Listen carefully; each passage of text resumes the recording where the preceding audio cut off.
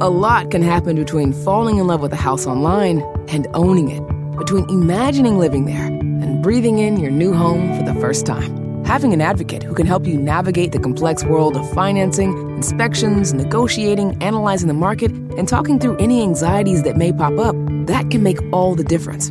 That's what the expertise of a Realtor can do for you. Realtors are members of the National Association of Realtors and bound by a code of ethics, because that's who we are. Hey, it's Mark Goodman. And I'm Alan Light. On today's podcast, Record Store Day founder Carrie Colliton is joining us to discuss the April 20th RSD special releases. Plus, we'll talk live with our audience, the Sound Up Pod Squad, and find out who still listens to vinyl. And some updates from the Beatles universe. Oh, good. Sound Up with Mark Goodman and Alan Light, the only music podcast that matters. Get it on Pandora, Spotify, Apple Podcasts, or wherever you get your podcasts. Have this song selection, you deal with scientists. You know, Jada Kiss is a scientist, you know. Buckshot, they're scientists, man. They're craftsmen, substantial, they're scientists, man. Clap for me, makes it Mr. Fantastic, can you clap for me? What's good, y'all? This is Breeze Brewing from the Mighty Juggernauts. And make sure you subscribe and download the podcast, Library Rap, the hip-hop interviews with Tim Einenkel. Hip-hop journalism on the highest level. Yeah, what's up? It's your boy Joel Ortiz, and I want everybody to make sure that they subscribe and download the podcast, Library Rap, the hip-hop interviews with Tim Einenkel. Yo, Tim, I hope all is well. You my guy. I know these interviews are not interviews, they're actually conversations, and I appreciate them all. Yawa. Hey, what's up, everybody? This is Ice-T. I want you to do something for me. Make sure you download and subscribe Library Rap, the hip-hop interviews with Tim Einenkel. It is fucking official. Alright? Stop playing. Download and subscribe. Library Rap, the hip hop interviews with Tim Einenkel. It's cold. Some artists focus less on albums, just don't make a playlist. I choose the former, but I hope the latter choose my latest. Clap for me. Makes it Mr. Fantastic. Can you clap for me? New album out, Adultish, Substantial. Welcome to Library Rap, the hip hop interviews with Tim Einenkel. Thank you so much for being here again, man. Thank you. Oh man, my pleasure. Always good chopping it up with you, brother. Yes, sir. Yes, sir. So I have to start. So there's two great voices. Well, there's many great voices on the album. Yours, one. But then the other great voice, it starts off with Reed Richards, Chuck D.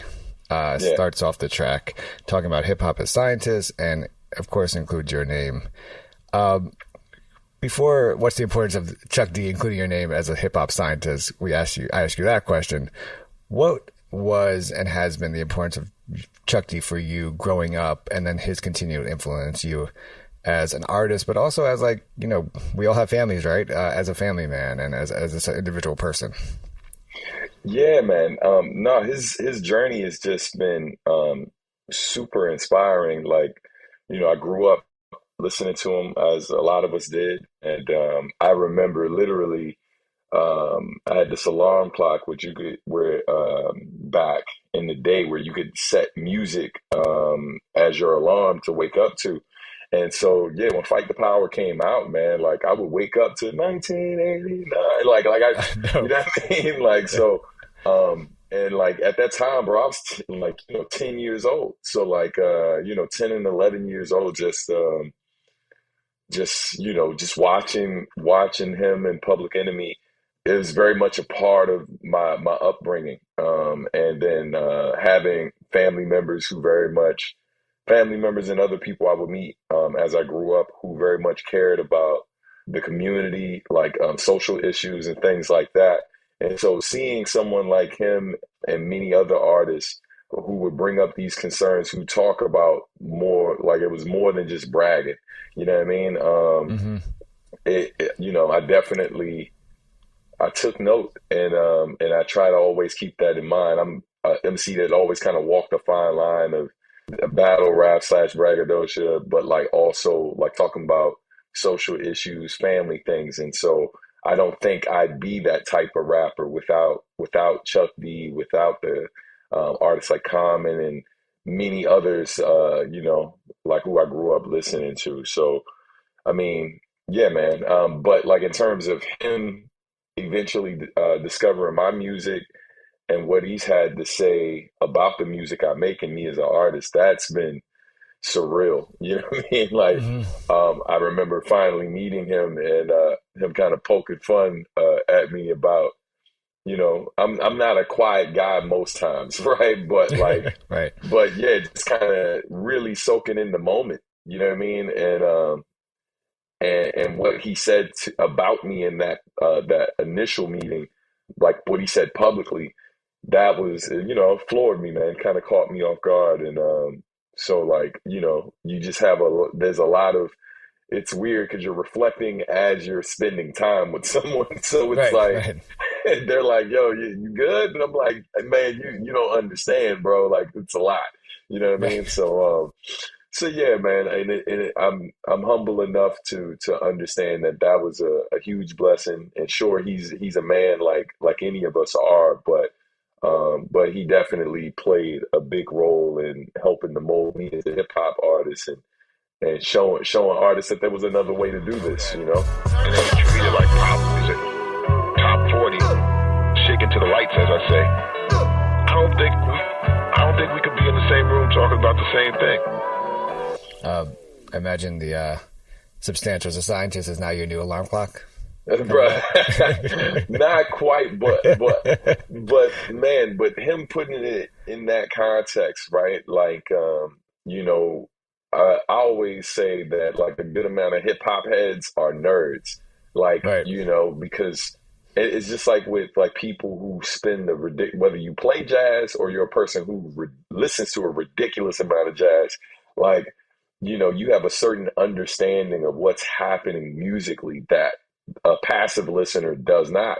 And so in hip hop, you know, like the super hip hop head, whether they rap or they don't, or whether they're looking at like different wild style, like graph art, or watching certain things, or capable of doing certain things that a breaker can do, right?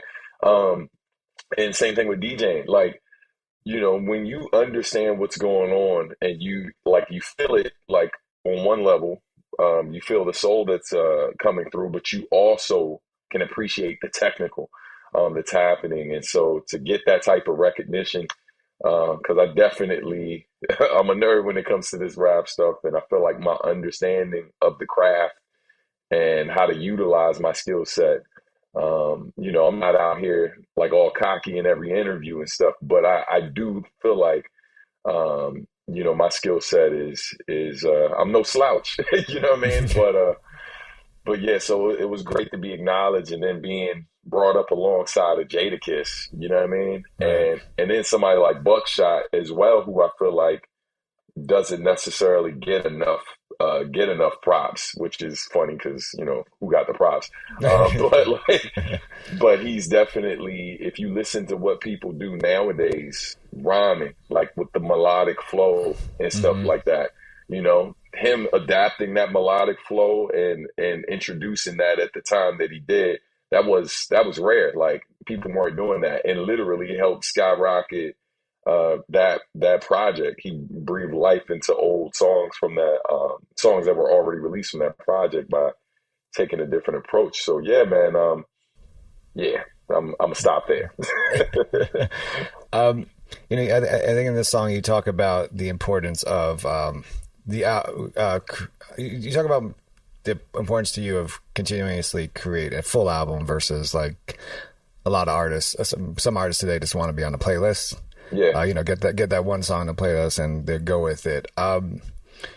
What has stopped you from doing that? Like, you know, I believe you are creative enough and, you know, obviously talented enough to do that type of song, right? But you continue to every album you come out with, or every piece of music you come out with, there is obviously a love and compassion for it, and there is a obvious creative process to it for you. So what makes you continue want to make full albums, even though obviously in today's age of stream services and how people, you know, ingest, or younger generation ingest content, they want, like, you dropped an album and, you know, hey, you just dropped Adultish, what's next for you? And you're like, well, no, I come up with, you know, we're coming from page, like, you drop an album and you got to wait a couple of years for the next project, you know? Yeah, I think for me, it's you know, it's a work of art, and so there's a process.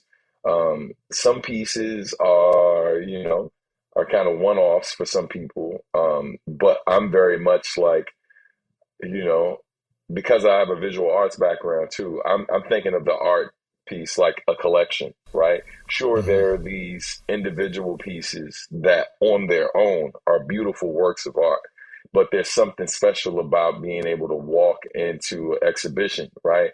Like of a certain artist, and that collection has a particular theme.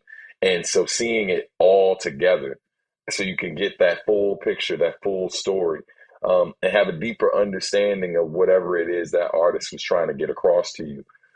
That experience as someone who spent a lot of time in galleries and it has even had my artwork hanging in a gallery, like I understand the importance of that experience and how it moves people in a different way that maybe the one individual piece by itself doesn't Hmm. fully do a lot of times. It gives you a peek inside, but it doesn't allow you to be fully immersed a lot of times. And so yeah, that's something that's still deeply important to me that I enjoy doing. I feel like it's a real commitment. And quite frankly, I it's not like I don't get the opportunity to do the one-off. So I'm a very active artist in terms of collaborations and other things that I'm a part of. That I get the opportunity to do these one-off things all the time. So when it's time to do my work on my thing, I very much have a vision top to bottom that I like seeing through. And I feel like nowadays you don't have to sacrifice and do one or the other, because that's very much what I did with this project. I had a certain theme of the overall thing, but I still gave it to people in pieces, right? Like gave it to them little by little. So I adopted that single release strategy by giving almost every song from the project its single before the album even dropped. But I think once people heard it all collectively, it just resonated way more, and that's the Hmm. feedback I've been getting from everyone. So it's been dope. It's dope. The track Crutch, you detail the importance of being able to lean on others for help and support, and not just going to not just boasting the whole time and trying to do things independently. What were you seeing, hearing, or I don't know, even like you could be with your family at the time, like what that kind of made you say, I want to do a track like this. I want to I want people to know it's okay to lean on others when they need them. Yeah, I think a lot of times it has to do with you hear people say all the time, check on your strong friends, right? And I think there's a lot of people who view me a certain way. They kind of view me as this one man army kind of guy because I didn't put this out through a label, right? Like it was to put it out through my company that I run with my wife. And so, you hear that I produced the whole album top to bottom. You see me rhyming on it. You see the visual art and realize that I did that. And I think it's easy to just be like, yeah, this guy don't need nobody. You know what I mean? Right, Which, right. which sometimes makes it really tough for me in this industry because um, a lot of people think that I don't need help. You know what I mean? Like a lot of Yeah. people, who are in a position to maybe offer a hand, right? Maybe help me push what I'm doing a little bit further. A lot of times be like, man, you good. Like I've literally Right. sat in meetings with people, shared what I was trying to do to kind of push myself to the next level. And they're like, oh man, but you're already on your way, bro. Like you're good. You Right. don't need me for it. And so this track was an opportunity for me to kind of start out with something that I hear a lot of people say. And some days, quite frankly, I feel that way. Like I don't need anybody. Right. Um, and then I have my, as we say in the Black community, I have my come to Jesus moment, right? Where, it's like, oh man, bro, I need you, bro. I need this. Oh, don't. I joke with my wife. Well, it ain't a joke. It's dead serious. But I say to my wife every day, don't ever leave me. I don't want nothing out here. I'm good. Don't ever leave me. And so I think it's important for us to acknowledge that, man, it's great to be independent and be capable of doing whatever it is you need to do in order to survive, but not only survive, but to thrive. But at the same time, none of us, I mean, nobody does it alone. You know what I mean? People say like you came into this world alone, you're gonna die alone. Like, no, you didn't. You didn't come into this world alone. You literally passed through another person to get here. Right. So, you know what I mean?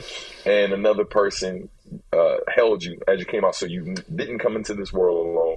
When you pass, people come together to mourn you. You know what I mean? So, yeah, man. So that's really, these are the things that were on my mind when I was writing this, and I really wanted to explore that a bit.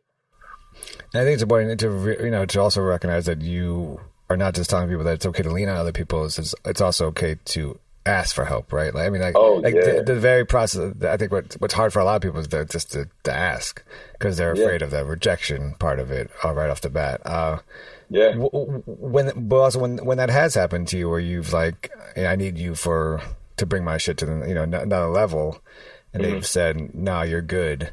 What's the response from you? Like, what do you say? Yeah, I mean, I think I reflect in those moments, right? Like, what is it they're seeing, right? And I acknowledge that, there's a bit of truth to what they're saying. But I think in those instances, a lot of times people are kind of looking for people to mold, not necessarily like, like they don't want to just be a part of a team. Like they want to be a quarterback. And a lot of times, I think sometimes people can be intimidated when you're a person who is very self-sufficient, because they don't see how they can lead you, right? And I'm not a person who's always looking for leadership. I'm just looking for guidance. And guidance and leadership isn't exactly the same thing, right? Like, a quarterback like may lead the team in certain instances, but the guards, right, like different. And it's funny, I used to play football, but I don't really watch it anymore. But like when you know the game, you know that like guards, tackles, the line, the O-line can help move without leading in some instances or being viewed as the leader. They absolutely can guide the offense in a certain direction, move, you know what I mean? Make room for certain things, for certain opportunities and things to happen.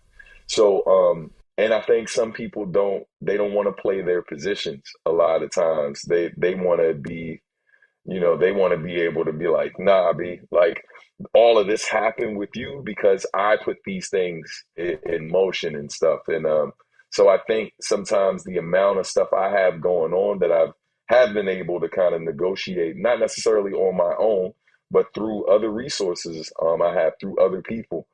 I think that's sometimes intimidating for folks who are accustomed to working with people who don't have all that going on. Because it does put me in a position to say, at any point in time, I don't need this situation. You know what I mean? I definitely need something, but I don't need this situation.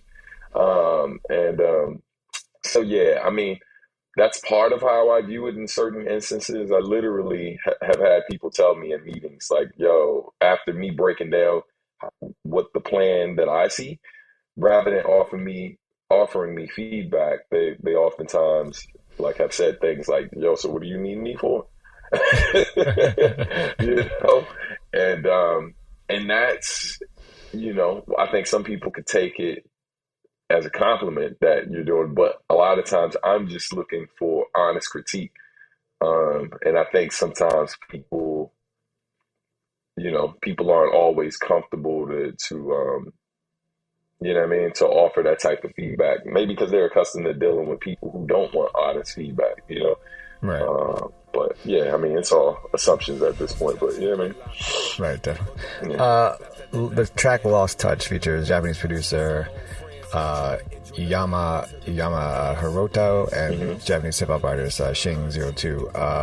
The track before this has you talking about your first trip to Japan to meet Nujabes and how the chance you took, right, to do this when you had essentially no money in your pocket, and it was pre I think pre-cell phone days or whatever, and it wasn't easy to meet people as much, Right. or no, First, why feature these two Japanese artists on this track?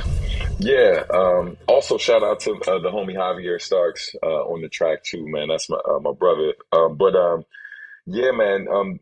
So Shingo and I, like, we had never, prior to this song, we had never done an official song together.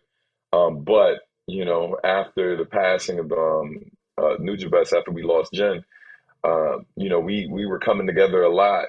Myself, him, Funky DL, Uyama, Fat John, Pace Rock, like all of us, Apani B. And so we were coming together doing these tribute performances, and Shingo and I have had done done a lot of shows both in Japan, stateside together, and I've even joined him on a couple of his tours. And so there was not just musical chemistry there, but I enjoy his company. You know what I mean? Like, I feel like we have very thoughtful conversations, and it's something that, with us kicking it a bit more and learning about each other a bit more, conversations about what that would look like, but then also fans saying things like, "Man, when are we going to get a song from you two?"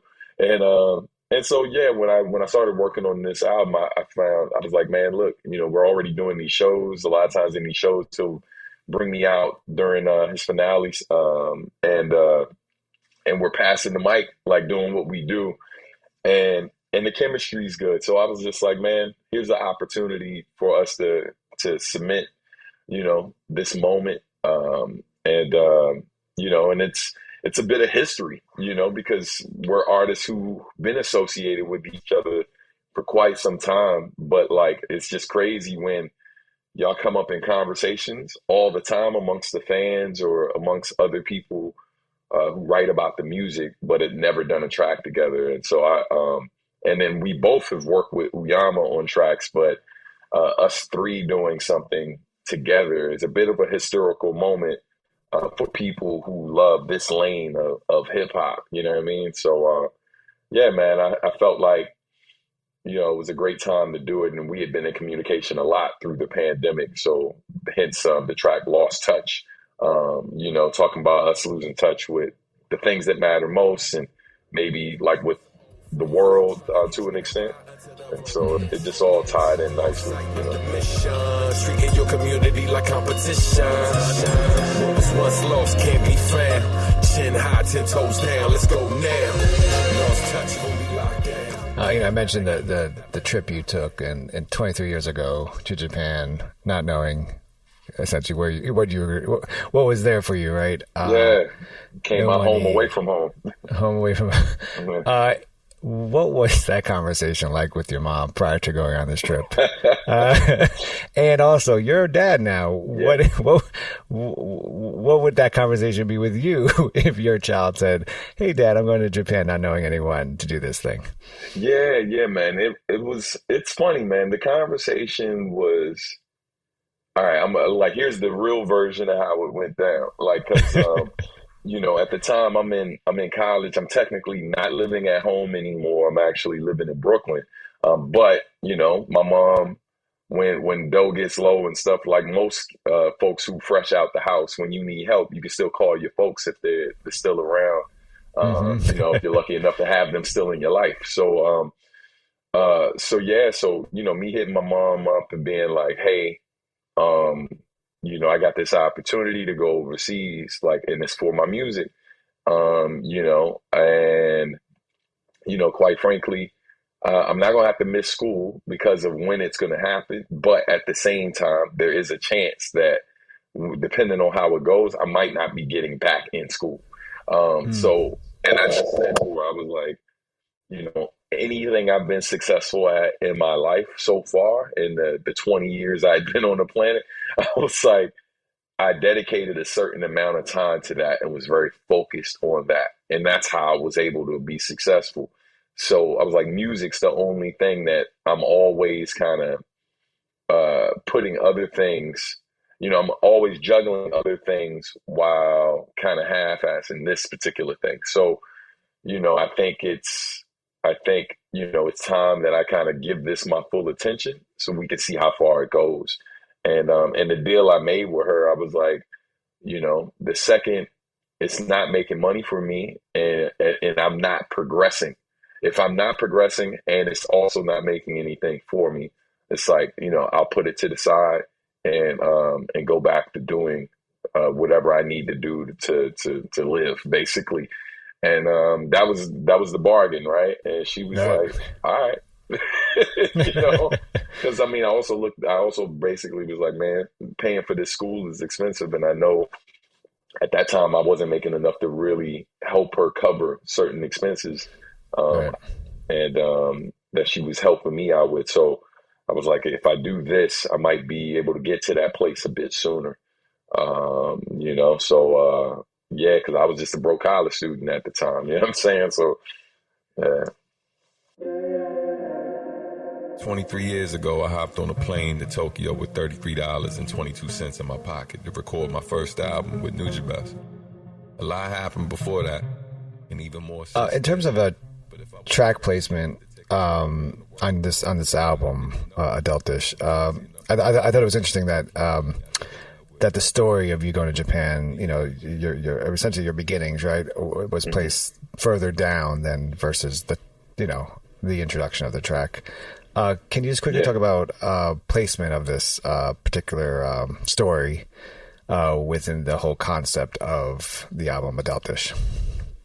For sure. First, shout out to my brother Naturel. Like I told him that story while he was working on the variant art, the art that has like the money, the exact amount of money. Mm-hmm. And so he was deeply inspired when I told him that story. He was like, dude, like I've known you since, this dude has known me almost 30 years. Like, yeah, like he's known me close to 30 years and had never heard that story. And he just felt like it was something that like needed to be shared in some way. And so after him creating the art, I was like, man, let me record myself just telling that story. Because it seems like whenever I did share it with a few people, because it wasn't something that prior to this release that was really out there like that, it just seemed to have a lot of impact. And so I didn't want to start the album like that. I really just wanted to, man, shout out to Sherm the barber, who was my stylist for the record. He lined me up for the photos, nice. But he also helped me pick what to wear throughout the joint, and has been he has a great ear for music. So he's given a lot of feedback, and he's the reason why the album starts with Reed Richards. That was his suggestion. He was like, man, I feel like, you just need to go in, bro.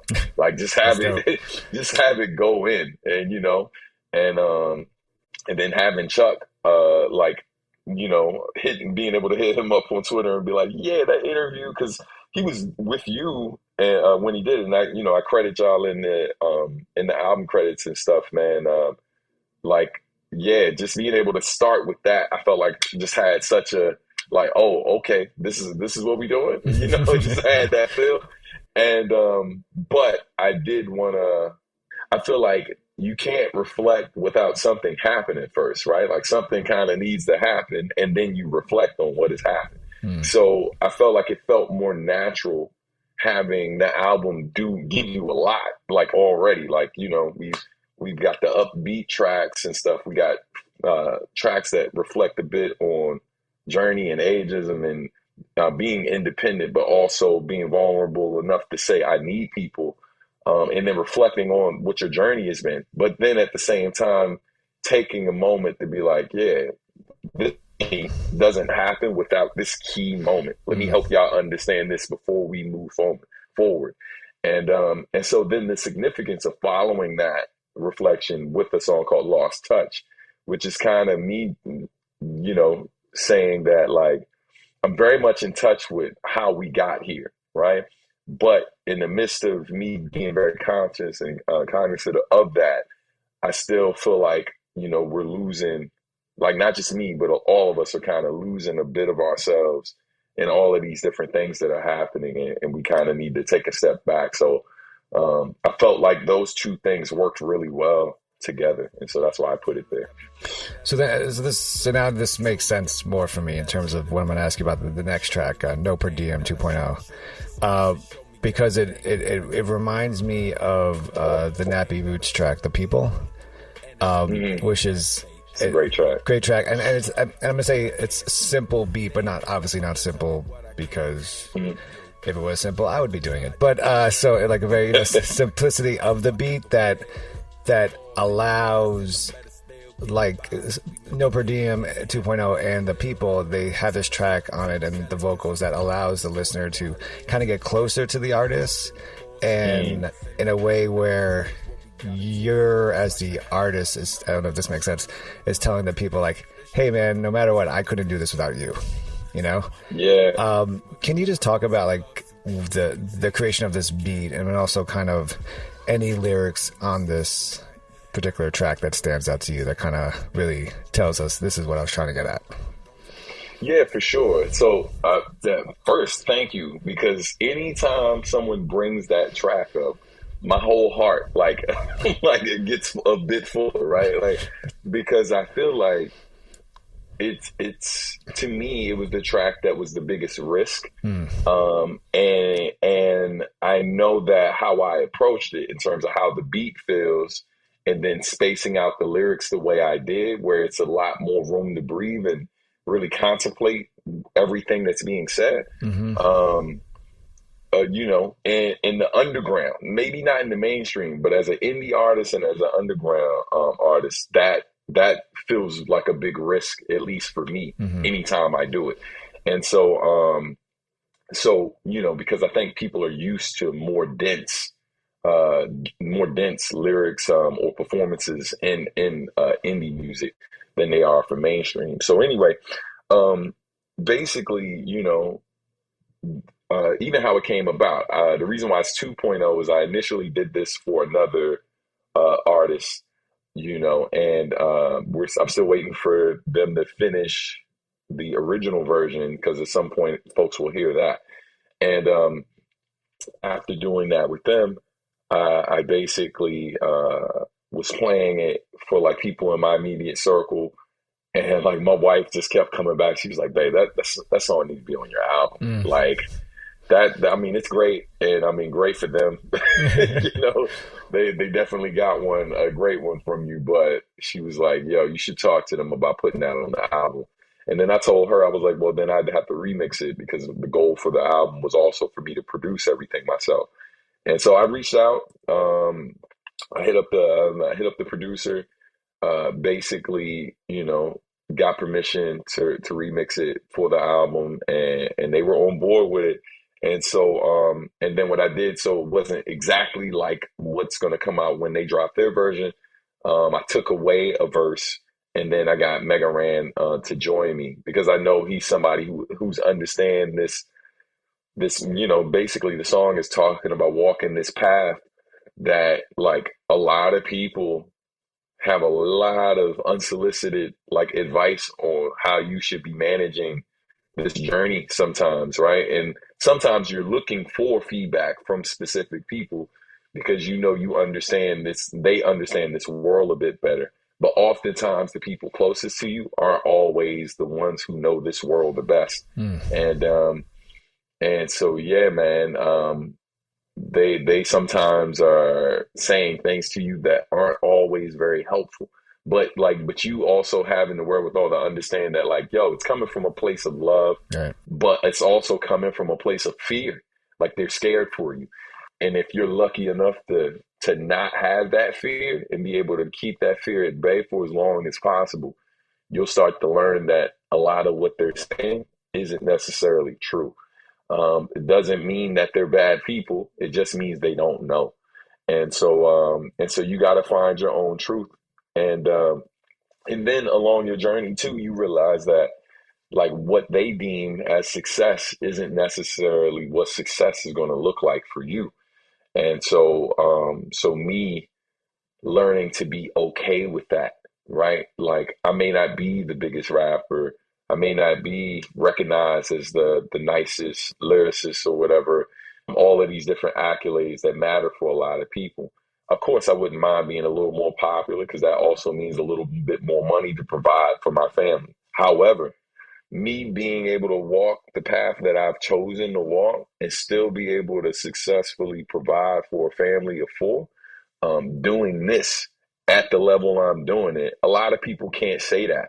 And so like I try to put that in, I try to help people understand that a lot of times when we have these conversations, like, fam, like I mean, if you don't think I'm that popular or that successful, you should probably stop and ask yourself, then how am I doing this full time? Why am I so sought after as an educator, specifically for the music industry? How come a lot of your favorite artists come to me to consult them behind the scenes? How come I've named so many artists that you listen to who've had impact globally? Like I can keep going on these accolades, right? So maybe success isn't maybe the success I have isn't what you think I should have, but it doesn't change the fact that I'm successful. And to be able to do this and have a relationship with the woman I've been with like since I was 19 years old, and be able to do that, have kids with her, and still have a thriving relationship. Like, fam, none of what I just broke down to you is easy to do. You know what I'm saying? And so I think not enough people recognize that. And there's a lyric where I say, I was undervalued by the overrated. They gave me wrong directions, and now they're all surprised I made it. Right? Like, you know, that line breaks down. It means so many different things. But, you know, how many people are telling you the wrong way to go about it for your life? And then when they see you made it on your own terms, they're a bit surprised. They're like, yo, like, man, like, it's crazy. Like how you were, like, is it though? it's, you know what I mean? So, yeah, man, that's low key one of my, I feel like that song might be one of the most slept on songs I've ever made. But when people like you get it, shout out to some of the to one of the staff at Bandcamp who reviewed it and reviewed the album and highlighted that song, because I was like, yo, when people get it, yeah, it definitely is like, oh man, thank you. You know? One more thing, don't forget, a check never outweighs integrity or respect. I'ma put more where it really counts, and never sell my soul for any amount. Never stress what people consider less. Got everything I need, is what it means to be blessed. I was undervalued by the overrated.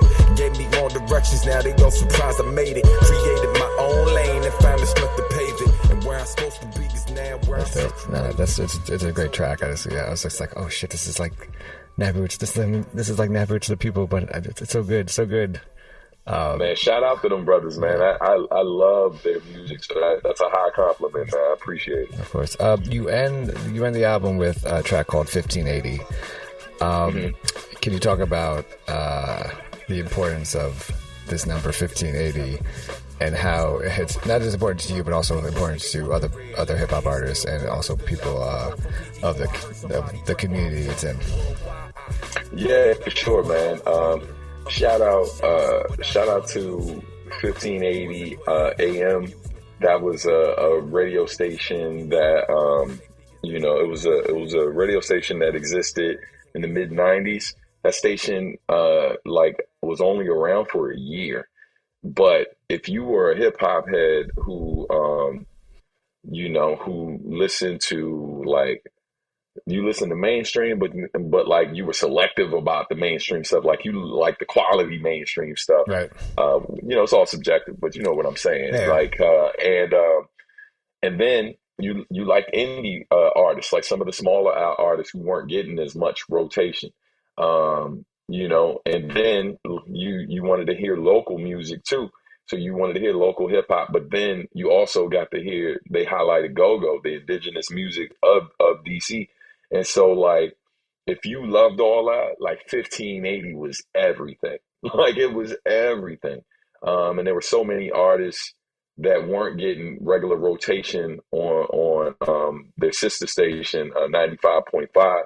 And so they had this other station where, because they knew of this other dope stuff, but it wasn't the top stuff. It wasn't the top charting joint. So they created a whole other station to highlight that stuff. And man, like this is around the time I'd only been rapping like a few years, very, very few years. And like to have a station to listen to where I didn't have to look as hard to find some of the greatest people doing it at that time. That was just special, man. And so many of my peers, that's why I had T Lucas on the song. That's why I had DJ RBI. RBI in the DC area, the DMV. This dude's a living legend, man. He's arguably like one of the greatest DJs, if not the greatest DJ to come from our area, and not necessarily in popularity, but in terms of what he means to the community, skill level, all of that. Like, yo, if you don't rock with RBI, son, like I don't know what to tell you. And shout out to him because he destroyed the cuts on the record, but then he also he had connections to people who used to work on 1580.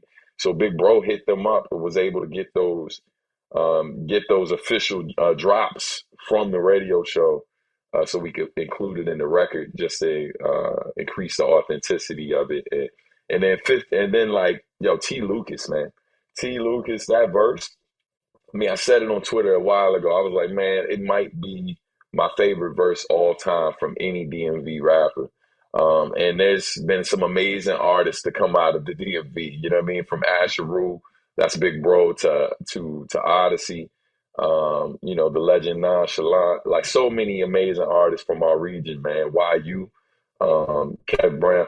And so, like, but I said straight up, I was like, y'all, I know a lot of y'all don't know who T Lucas is, but this verse right here might be one of the greatest verses ever to come out of an artist from our region, specifically talking about what it was like growing up in our region during that time. And the people who remember that time, who heard the song, yeah, I've got a bunch of like, yo, my man killed you on that track, son. I was like, hey, bro, like when he sent me that verse, I was just like, man, it's not too many people who are comfortable enough with their art to have someone drop that type of verse and then say, yo, I'm gonna let this dude in my album. Like, but that verse serves a greater purpose than just being like, yo, here's a guest verse like by somebody I think is dope. Like, nah, like, I come from a very specific area and time, and this sums it up like so well. And I'm comfortable enough to be like, yeah, my man just bodied everything. And yeah, he's closing my album, son. Yeah, man. So like, salute to T Lucas. Also, congratulations to him. He recently just got married a couple of weeks ago, man. Yeah, but yeah, man.